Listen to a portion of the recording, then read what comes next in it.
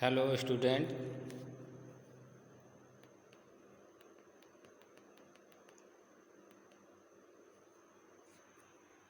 आज हम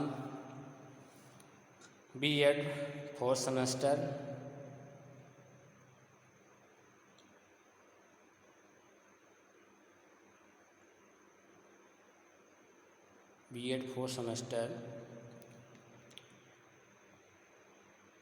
gender school and society के अंतर्गत लिंग पहचान के पहलू के बारे में डिस्कस करेंगे। लिंग पहचान के पहलुओं का वर्णन इस प्रकार से किया जा सकता है। पहला है मनोवैज्ञानिक पहलू। लिंग पहचान के मनोवैज्ञानिक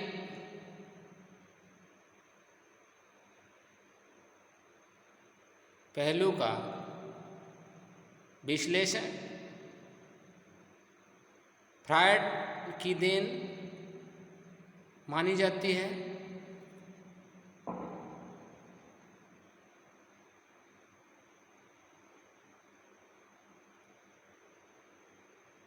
फ्रायड ने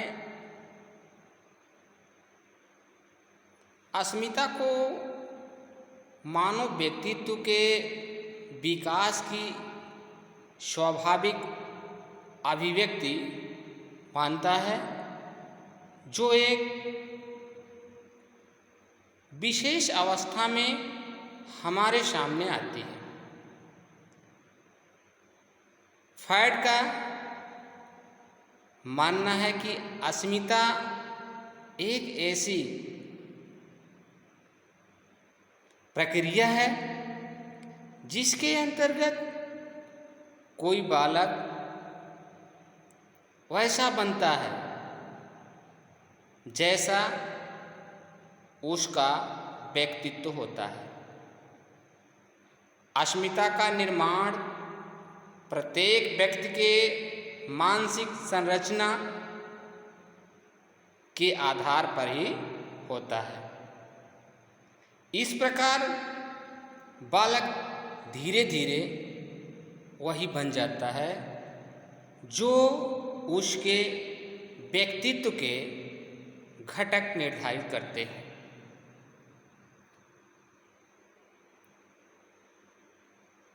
लैंगिक अस्मिता के संदर्भ में स्त्री और पुरुष दोनों ही समाज में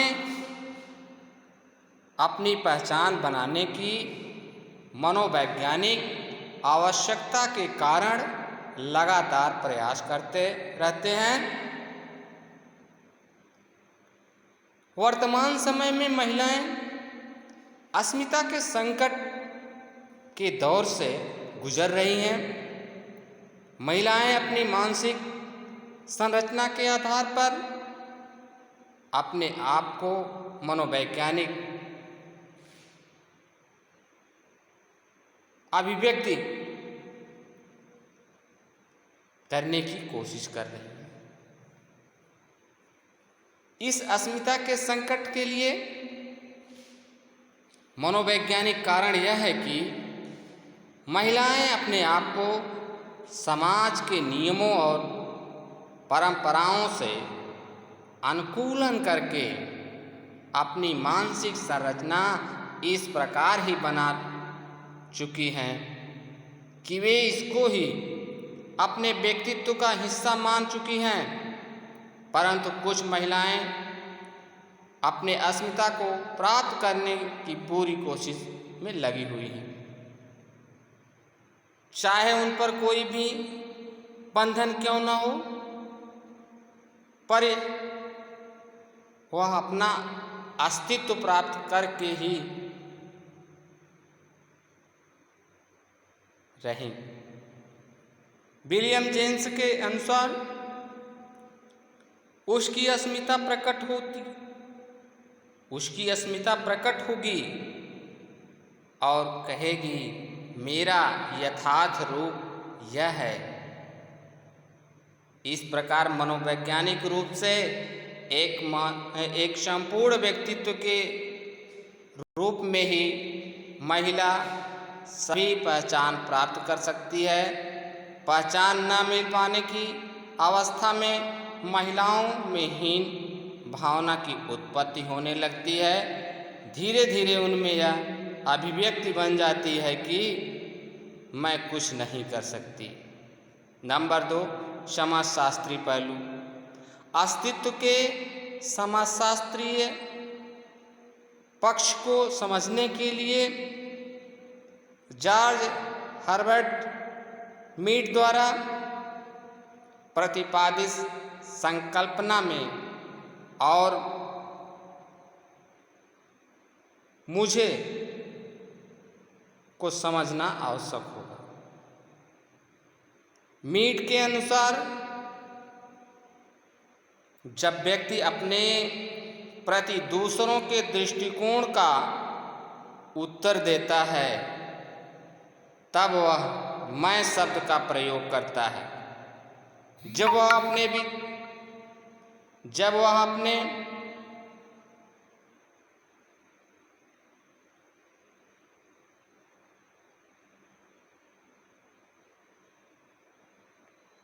मैं जैसे मुझे शब्द का प्रयोग करता है, मैं उसका आंतरिक निर्णायक पक्ष है और मुझे में उसका बाह्य सामाजिक पक्ष है जो सबको ज्ञात है।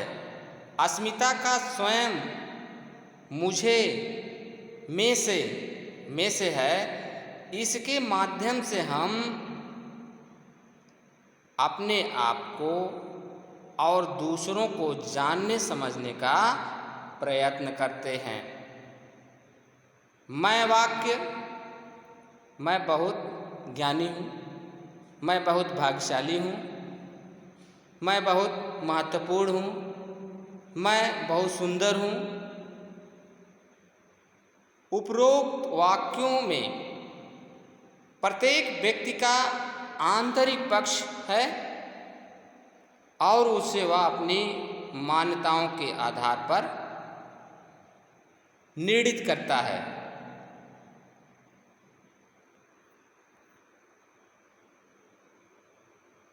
उपर्युक्त वाक्य हमारी मान्यताओं को दूसरे के दृष्टिकोण से जानते हैं। यही हमारे पहचान बन जाती है। यही जो है हमारी जो क्या हो जाती है, पहचान बन जाती है और समाज इसी को स्वीकृत करता है। लैंगिक अस्मिता के संदर्भ में महिलाओं की अस्मिता में यानी जो वह मानती हैं और मुझे यानी समाज मानता है के बीच झूल रही है। महिलाओं को अपनी वह पहचान मिलनी बाकी है। उसी अस्मिता को प्राप्त करने के लिए लगातार मांग उठती रहती है। इसी अस्मिता को प्राप्त करने के लिए सामाजिक आंदोलन किए जा रहे हैं। सरकारें और व्यक्ति दोनों मिलकर समाज में महिला को अपनी पहचान दिलाने के लिए संघर्ष कर रहे हैं ताकि समाज उनको व उनकी पहचान को स्वीकृति दे।